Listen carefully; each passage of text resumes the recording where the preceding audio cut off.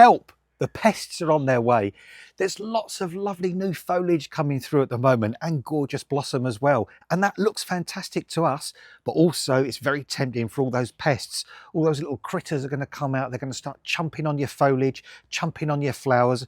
They're going to start breeding. They're going to start spreading. So we're going to run you through the top 5 pests you're going to start to see in May and how you can deal with the little critters.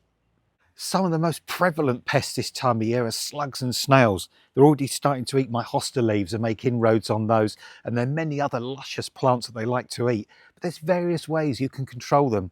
Firstly, think about watering your plants at the beginning of the day, not at the end of the day, so the foliage has dried out and you're not creating that damp, wet kind of situation that they like. Use a mineralized straw. This deters the slugs and snails, but doesn't actually kill them. So the hedgehogs, the thrushes, the blackbirds can eat them as well.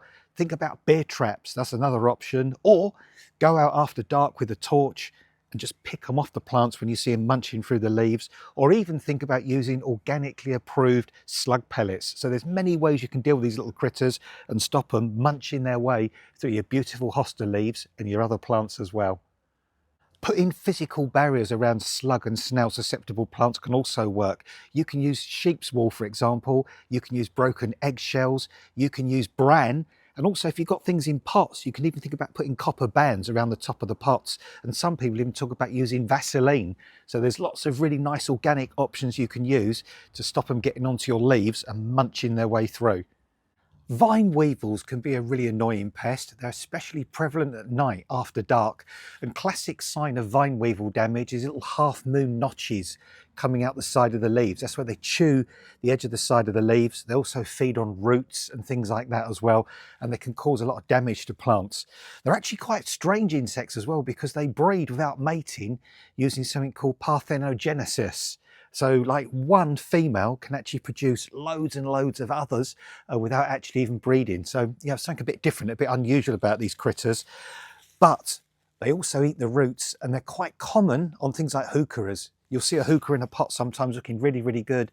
Suddenly it wilts and droops and that's where they've eaten the roots. But there's various ways you can control them. You can come out at night, physically pick them up and destroy them if you want to. You can use biological control using nematodes. And it's always important to use those when the pests are active and you can see them. But also for containers, you can actually soak the soil with certain treatments that will kill the adults, the larvae and the eggs and rid you of these pests. So if you've got the vine weevil, if you see the notches in the leaves, try these different control methods and hopefully you can get on top of them. Aphids are a real pest this time of year. They actually get onto the tips of roses, lupins and many other plants and they suck the sap out the plant, and sometimes in the process of doing that it even deforms and misshapes the leaves on the particular plant that they're feeding from. But don't despair, there's lots of really kind of nature friendly ways you can get rid of these. You can encourage hoverflies. They'll actually predate on them, and the hoverflies like lots of flat-headed flowers, for example, like lechilias or daisies. So the more hoverflies, the less aphids you're going to get. You can buy ladybird larvae as well to put on your plants. They turn into adults and they predate on those aphids as well. So 2 good ways you can use there. You can use a soap spray. You can mix that up yourself or you can buy soap sprays to blast the aphids with. And also another way you can do it is just set your hose attachment onto a nice blast setting and you can physically blast them off with water, or you can even squish them with your fingers if you want to. So lots and lots of different options there. So you don't need to put up with the aphids sucking the sap out of your plants and deforming the shape of them. Try some of those methods and get on top of those aphids, but look after nature at the same time. Lily beetle can be a really annoying insect. They're bright orange, so they're very obvious. Bright orange to kind of a reddish colour, and they actually eat the leaves and the flowers of things like fritillaries and lilies. They can almost completely defoliate a lily stem once they get going. But again, they're quite easy to control. Because of their bright colour, they're very conspicuous. You can pick them off. One little tip though is when you go to pick them off, put one hand underneath before you go to pick them off, because they immediately go to drop down to the ground. So you can catch them in your hand as they drop. The young or the larvae actually cover themselves in their own feces. They make themselves look like bird droppings, and that way they don't get predated on by the birds. But you see the classic signs on lilies when it happens.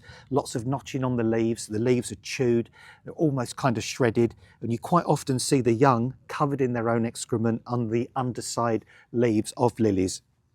So basically pick them off, physically pick them off, blast them off with water as well and try and get rid of them that way.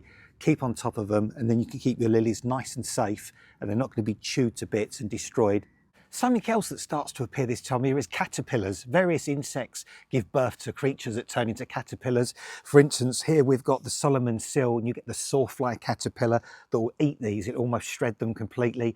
But look out on things like your cabbages and your brassicas, for example. The cabbage white, that lays clusters of eggs on the underside of the leaves. So if you can be observant, if you can see the caterpillars or the eggs, if you just take them away, squash them, remove them, destroy them, that way you can keep on top of the caterpillars. You can stop them shredding and eating your crops and your ornamental flowers, and you'll be happy that you've actually done that in a nice environmentally friendly way and got on top of them before they've completely got out of control. So there you go, 5 different pests to be vigilant for during May. And it's easy to keep on top of them if you're vigilant as well, and so many different ways to control them. You can use biological control, you can create barriers, you can go out and physically remove the pests. You can create an environment that's great for birds and other insects that are going to predate on the ones you don't want. You can use organic treatments as well. So loads and loads of different ways to keep on top of them. And the key is get on top of them early. And also don't be too paranoid about just a little bit of damage. We can all put up a little bit of damage from pests, but just some ideas there to get on top of them once they really start damaging your plants, and good ways to do it that is good for the environment and friendly to other creatures as well. Happy gardening.